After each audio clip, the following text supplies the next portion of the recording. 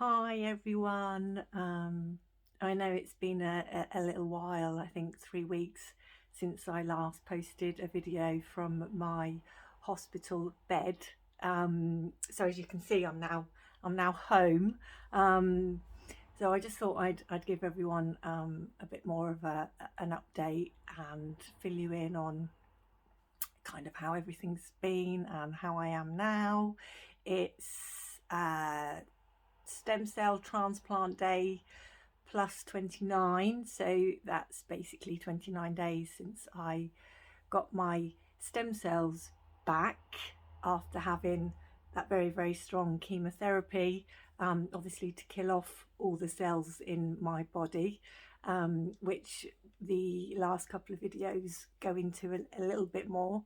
So I guess really I'm about a month old, which is great, and probably just starting to kind of turn that corner and feel a little bit better. I was in hospital about 3 weeks in total, and if you recall my last video, I was waiting for the kind of sort of dreaded neutrophils to kind of hit zero and kind of enter that basement period. Well, that happened on Christmas Day, so happy Christmas to me. Um, it was probably not as bad as I thought it was going to be. Yes, I did get the dreaded diarrhea, which is really common. I also got an infection, which is also par for the course when your neutrophils and all your bloods hit zero. Of course, you have no immune system, and therefore your sort of own body bacteria can give you an infection, and that's usually generally sort of all it is. But I mean, sometimes it can be a little bit more serious than that. But in general, it's just par for the course. And as soon as you spike your temperature, which I did, and I think that was probably the day after Boxing Day, you get started on your antibiotics. They're great because they give you more diarrhea, so that's all very nice. I think the worst symptom that I had was I got mucositis in my throat. So the ice that they gave me when they administered the melphalan chemo, it worked because I didn't get a sore mouth, but unfortunately I did get a really sore throat, and that just made it really difficult to eat. So it was not a great kind of week, but it wasn't awful. It was sort of manageable, and I think the most frustrating thing for me was that my bloods took quite a while to recover, and they took a long time to get sort of off zero, and I think one day they went up to 0.05, and then the next day they went back down and took a couple more days to come up. I did start getting a little bit worried. I spoke to the doctors, who just sort of said that they felt they weren't worried, although the bloods were sort of obviously taking quite a long time to come up. And they basically sort of said that they felt that it was because of the 2 rounds of DT pace I'd had before my transplant, which is quite unusual, but that was because I relapsed while waiting for my transplant, and between finishing my induction treatment and my transplant, the relapse happened. I had to have the 2 cycles of DT pace, which is very strong chemo. So they just basically said my bone marrow was just very tired. So that was a little bit frustrating, and it just meant that I couldn't come home.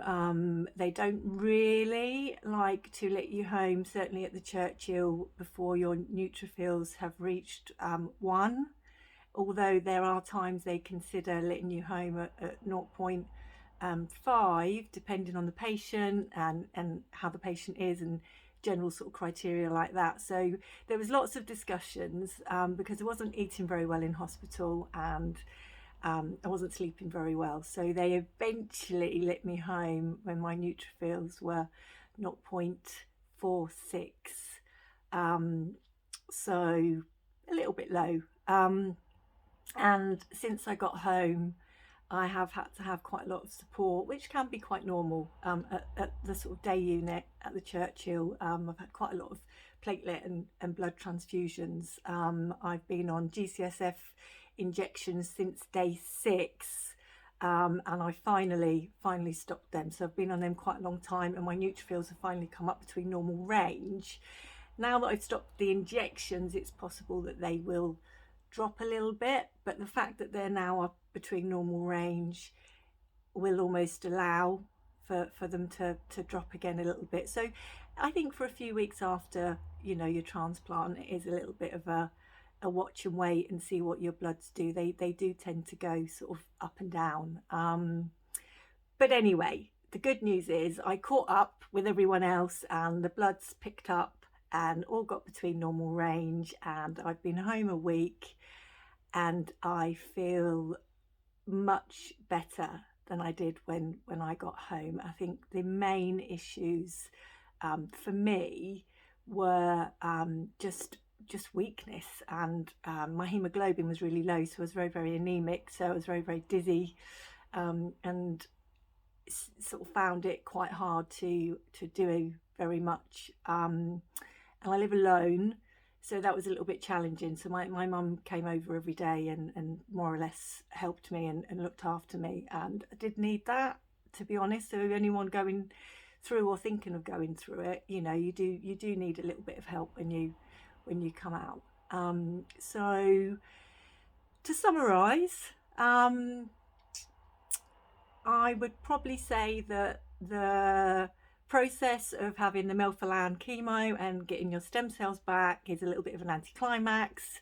The waiting game for your neutrophils to hit 0 is just really kind of bizarre, and then the minute they hit 0, all you want them to do is pick back up, so that you can feel better, and you know that eventually happens, and you know there may be various symptoms in between. As I said, I was quite lucky, mine were quite mild, and the minute that your bloods recover, so do all of those symptoms. So it's probably wasn't as bad as I was thinking that it would be, but equally I think post sort of transplant, post coming home, was maybe a little bit more difficult than I thought that was going to be, in terms of weakness, fatigue, and looking after yourself. So those would be my kind of top tips, and from my experience of what I found.